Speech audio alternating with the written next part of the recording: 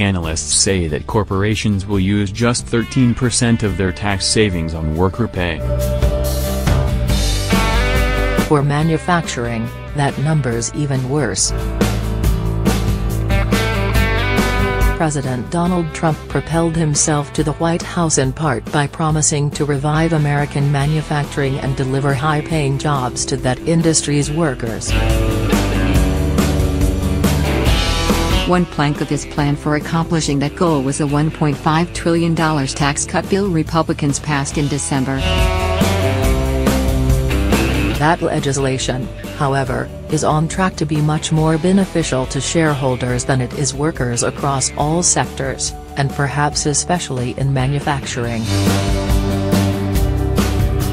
On Thursday, Morgan Stanley analysts said they expect companies in general to pass just 13.2% of tax cut savings directly to workers, while 42.9% will go to share buybacks and dividends, which largely benefit shareholders and executives who hold large amounts of their companies' shares.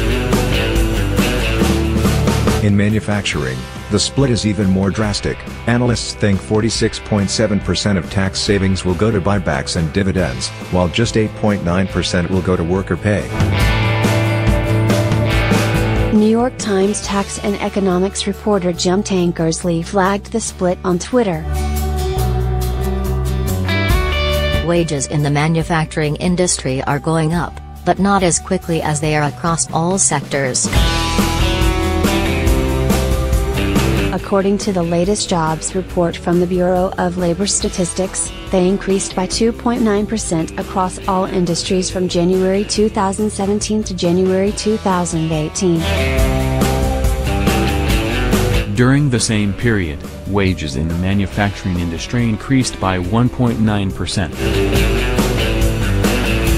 That's not to say the industry isn't improving. Manufacturing added 18,000 jobs in January alone, and has added 186,000 jobs over the past year. Trump brought it up in his State of the Union address, calling the job growth tremendous. It's not entirely attributable to Trump, though.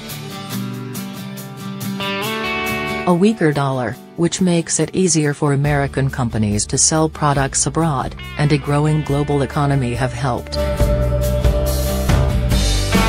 In terms of worker wage increases, what happened in January was more likely a result of a tightening labor market than it was the tax bill, given the tax measure went into effect at the very end of 2017.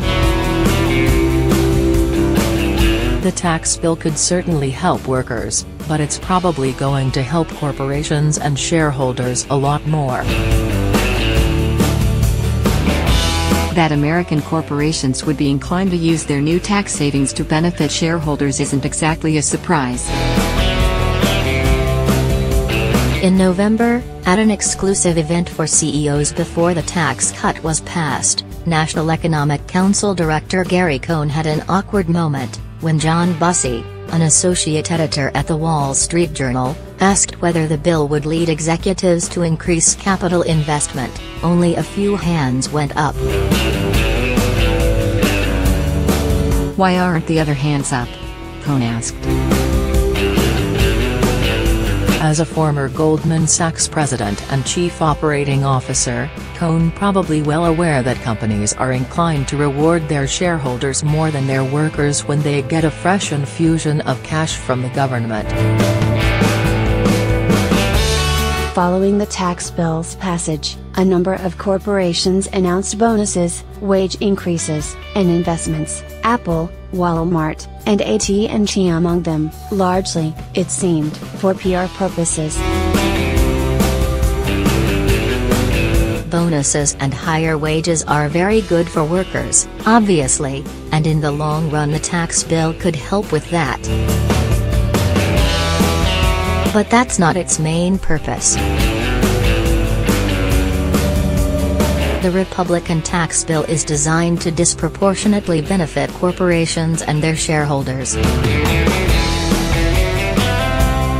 The GOP just doesn't want to admit that.